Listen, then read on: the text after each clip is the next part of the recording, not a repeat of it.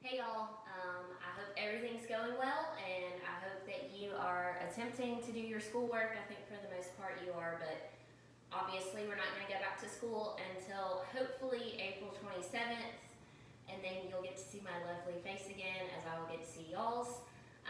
So I told you I would go over the graphs with you through Google Classroom, so I'm going to go over perfectly competitive labor market and the chart, then the graph, and then I'll go over monopsony.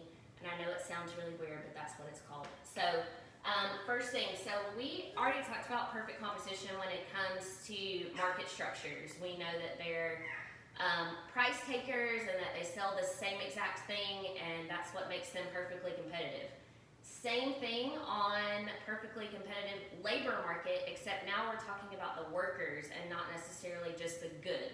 So just to recap, remember, supply of labor is what you, the worker, give, and then demand for labor is what the producer of the product, they're demanding your labor. Okay, so that's what you talked about in the first couple of things of your notes.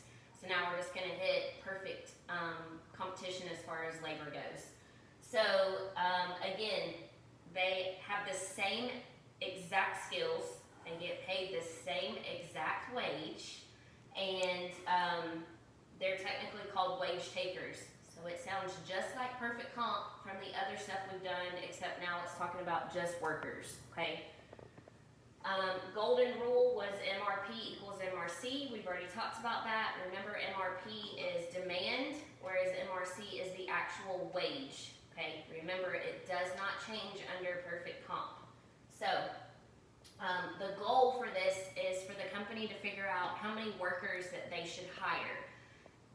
If they're making this amount of products and they're making this amount of revenue off the product, how much is that person getting paid versus how much money they're producing for the company.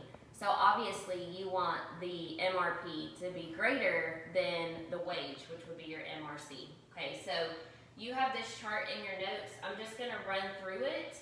Hopefully you can kind of figure it out on your own, but we'll see how that goes.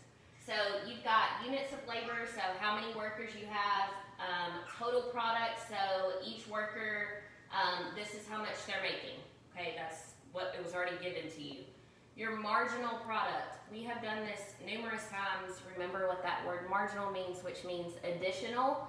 So every time they add another worker, how much additional products are they getting out of it? So remember, it's just the difference, okay?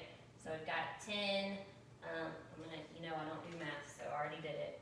Let's see, 7, 3, 2, 1, negative 3. Okay, so marginal product should not have been difficult. This is not anything new for you. The next part is the product price. On the PowerPoint, it went ahead and told you that the product's price was $10. Okay, so it doesn't change all the way down.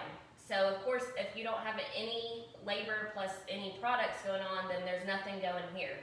$10 is now going to go all the way down for each product and each worker. Okay, your marginal revenue product. Okay, so this is where it gets a little tricky, but not too bad. So you're going to take your marginal product and then multiply it by the price of the product. So again, marginal product, and you're going to multiply it by the price. So 7 times 10, which is obviously giving you 70. 10 times 10, I'm not giving you all the dollar signs all the way down. 30, 20, 10, negative 30. So notice, when we've done things before, if they go negative, it'll go through the graph. Yes, it can happen. No, you don't have to necessarily draw it that way. MRC is your wage. On the PowerPoint, it told you the wage was 15. So of course, $15 is going to go all the way down.